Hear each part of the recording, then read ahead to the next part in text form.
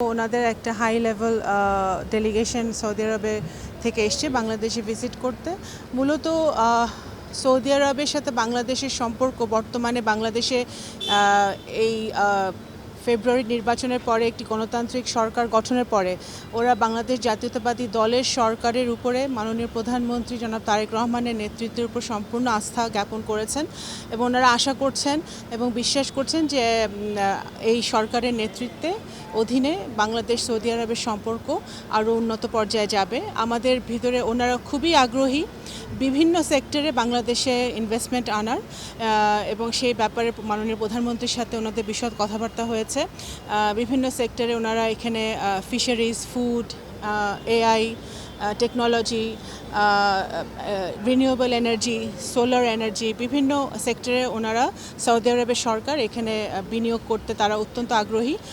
তারা মনে করে এখন বাংলাদেশে একটি স্থিতিশীল স্টেবল অবস্থা রয়েছে, বিনিয়োগ বান্ধব সরকার রয়েছে এবং এখানে এই যে যেই ডেলিগেশনটা এখন সফর করছে তারা সৌদি আরব থেকে সেই বার্তাটা নিয়ে এসছে এবং আমাদের খুবই শীঘ্রই এই বছরই একটি একটা মিটিং হবে, জয়েন্ট কনসালটেশন অন বিজনেস, যেটা সৌদি আরবে হবে, যেখানে আমাদের বোর্ড ইনভেস্টমেন্ট যে বিডার যে চেয়ারম্যান উনি নেতৃত্ব দিবেন এবং সৌদি আরবের তারা নেতৃত্ব দিবে এবং একই সাথে তাদের সাথে আমাদের পলিটিক্যাল কনসালটেশন হবে, জয়েন্ট ওয়ার্কিং গ্রুপের মিটিংটা হবে বাংলাদেশে খুবই শীঘ্রই এই বছর।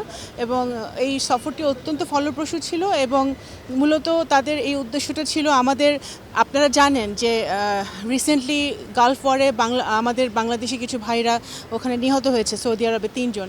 তাদের কথা ওনারা স্মরণ করেছেন এবং তাদের সম্পূর্ণ সহযোগিতা ছিল সৌদি আরব সরকারের, যাতে আমরা আমাদের ভাইদেরকে যারা মৃত্যুবরণ করেছে তাদেরকে ফিরিয়ে আনতে পেরেছি আমরা তাদের সহযোগিতায়। তো আমাদের যারা ভাইরা আছে তারা যাতে নিরাপদে থাকে এবং আরও স্কিলড লেবার নেওয়ার কথা তারা ইচ্ছা প্রকাশ করেছে, আরও বাংলাদেশ আমাদের ভাইরা যেন ওখানে গিয়ে কাজ করতে পারে সেই কথাটা আলোচনা হয়েছে। তো সুতরাং সব মিলিয়ে অত্যন্ত ভালো সফর। সেই বিষয় নিয়ে আসলে খুব একটা আলোচনার অপেক্ষা রাখে না, কারণ এই বিষয়ে অলরেডি আমাদের মিশন যে সৌদি আরবে আছে জেদ্দা এরিয়াতে তারা এটা নিয়ে কাজ করছে এবং এটা অ্যাকচুয়ালি নতুন কোনো ইস্যু না, এটা মূলত এটা একটা সেটেলড ইস্যু। তো এটা নিয়ে অলরেডি আমাদের যারা বাংলাদেশে মিশনে আছে ওরা কর্মরত আছে এবং সৌদি আরবের সাথে তারা এটা নিয়ে যোগাযোগ আছে।